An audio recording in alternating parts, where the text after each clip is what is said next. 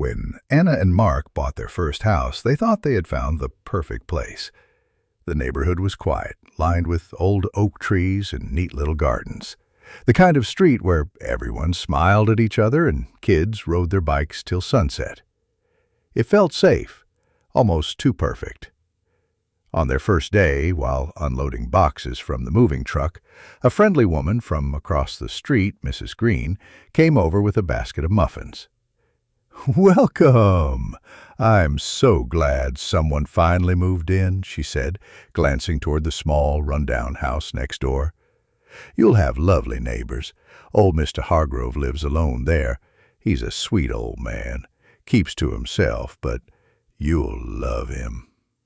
Anna and Mark smiled politely.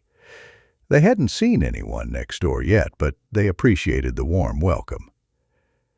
The next few days, more neighbors came by. Everyone mentioned Mr. Hargrove. "Oh, he loves gardening," said the mailman.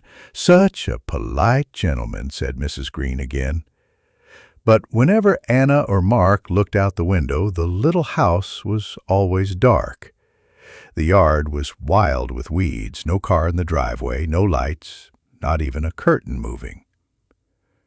One Saturday morning, curious, Anna decided to knock on Mr. Hargrove's door. She carried a plate of cookies just to be friendly. She knocked once, twice, no answer. She peered through the dusty front window. Inside, old furniture sat covered in sheets. A thin layer of dust covered everything. It looked like no one had lived there in years. She mentioned this to Mark that night. He shrugged.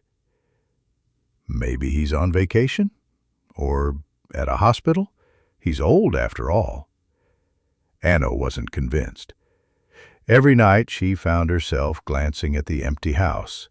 Something felt off, but she couldn't explain why. Then, late one night, it happened. Anna was reading in bed when she heard a sound, a faint clinking of metal, like someone unlocking a door. She froze. Mark was asleep beside her. Carefully, she got up and peeked through the curtain. The house next door was still dark, but a faint light flickered behind the old curtains.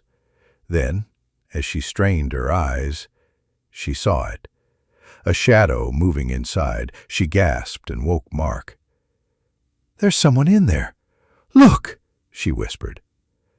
Half awake, Mark stumbled to the window. Sure enough, the light was gone, and everything was still again. "You probably imagined it, Anna. Go back to sleep." But Anna couldn't. The next day she knocked again on the neighbor's door. No answer.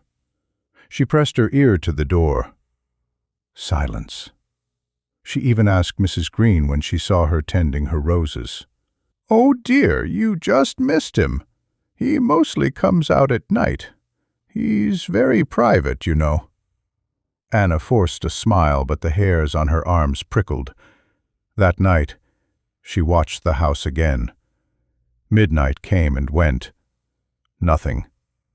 Then, at exactly 1:13 a.m., a light turned on in the upstairs window. A thin figure stood there, unmoving, watching her window directly. Anna's breath caught in her throat. She grabbed her phone to wake Mark. But when she looked again, the window was pitch black. The figure was gone. "Mark? Mark, wake up!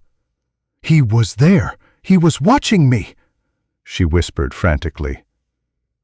Mark rubbed his eyes, half annoyed.